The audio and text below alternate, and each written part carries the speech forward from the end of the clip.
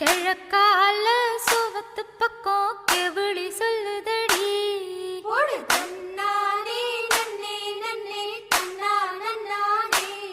அந்த களத்தோரம் வேப்பங்குப்புல குயிலு கத்துதடி.